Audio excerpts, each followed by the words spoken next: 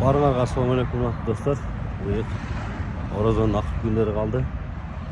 Barapa bayramыңыздар менен жана ушундай эле эртеңки ороз айтыңыздар менен баарыңыздарды жүздөктөп куттайм. Жасаган кармаган орозоңуздар, жасаган баягы ыхсандарыңыздар, бирлерге жардам берген жардамыңыздар кабыл болсун дейли. Азыр мен интернеттен бир видеону көрүп калдым. Бул Ош шаарынын Ош электросуна кулак кагыш болсун.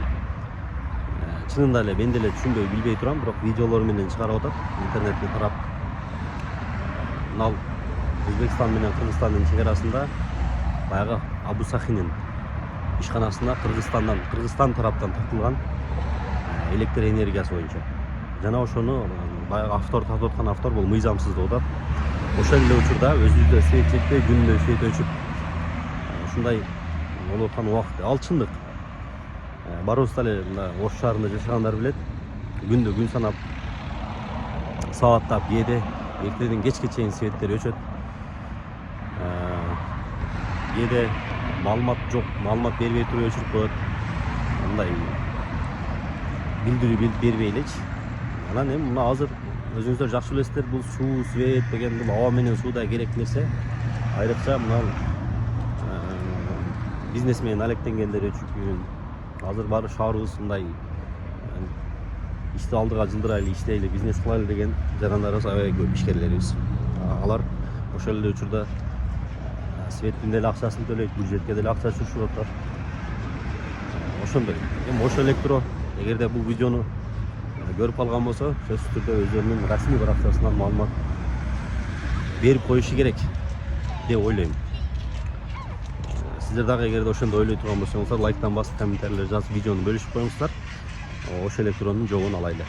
Мынау мыйзамсыз Өзбекстан жакка бекем эмелерге Абу Сахи фирмасына мыйзамсыз свет өткөрүп берген жери.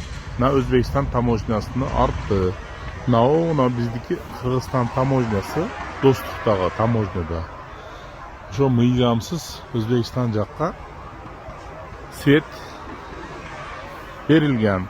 Ошо светти эмесинде бизге свет жетишпейт, күнү келе светти өчүрө берет. Аларга начальниктерге кайрылсаң, элдерди эме кылып беришет экен. Мыйзамдуу андай эмне ал жетишпеген узак айылдарга, ошолорго ошондой эме экен.